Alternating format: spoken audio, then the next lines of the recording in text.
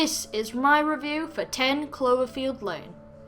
First of all, I would like to let you know that this movie was absolutely incredible, but if me saying that this is absolutely incredible does not make you want to go spend your money on this movie, stay tuned, watch the review, and then hopefully I'm going to persuade you into seeing it. Just a couple of ground rules. There will be a couple of minor spoilers towards the end, but for the, beginning part of this review, no spoilers. And when it comes to spoiler time, I'll do something in editing, I'll throw up a card. So without further ado, let's get in with the review. Absolute poetry to perfection.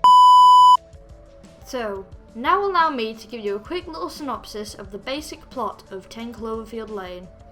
10 Cloverfield Lane stars Mary Elizabeth Winstead, who has recently woke up in some underground bunker.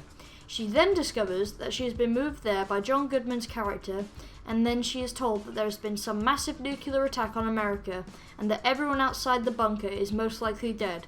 So her, John Goodman's character, and some town local, who also made it into the bunker, are probably one of the only few people still left alive. Now, most importantly, I'd like to explain to you why you should go see this movie. Now, let me start.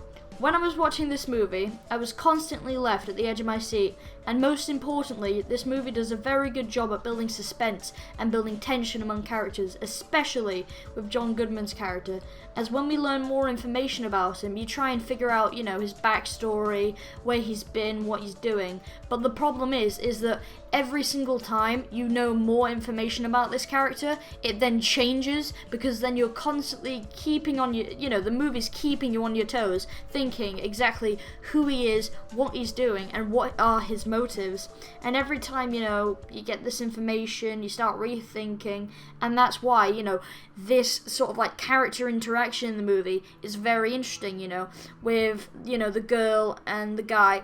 They have great chemistry, but also the scenario of just them being in a bunker plays very well, because it's very tension fueled, because they don't actually know what's out there, they don't know if, this guy's telling the truth, and that's why it makes for this very tension filled movie.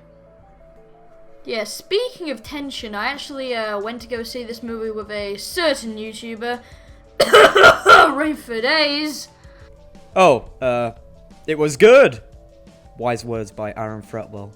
Yeah, Rain for Days even thought it was that good, so I'm just gonna play his exact reaction for you. Here we go.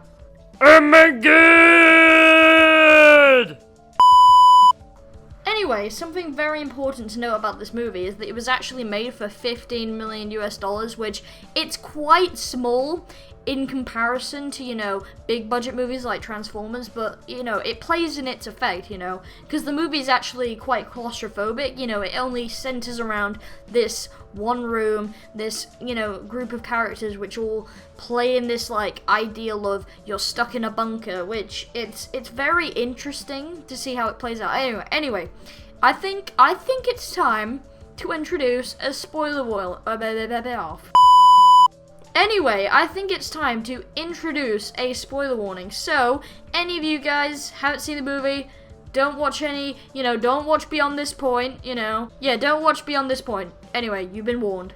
So, finally, in this sort of mini review series that I'm going to start now, I'd like to just emphasize and sort of like describe my thoughts and feelings towards the ending. Now, just saying, I haven't actually watched the first Cloverfield movie, although I want to see it at some point. It's not a movie that I have seen, so bear that in mind. However, this movie really, from what I know, does not actually even tie into Cloverfield. However, the fact that our main character actually used to work for, NASA, I think, for satellites, that's one of the only things that ties into the, the ending and how the satellite crashed. That's mostly all I know.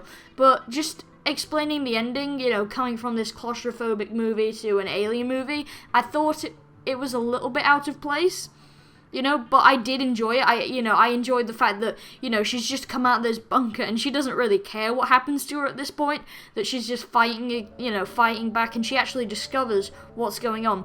But, just a sort of like quick say so. I loved the ending where, you know, the music plays in nice, she's coming to this road, and she obviously takes her tone off, and that for me leaves options maybe to a sequel, but I don't know. It was a bit rushed, but that's like the only fault I can see with the movie. It was great though. It was great, but at the same time, the ending felt a little bit not. It didn't seem in total place. Anyway, so if you've liked this video, please give it a like. And I've been the Green Owl. And I've been the Green Owl. Adios.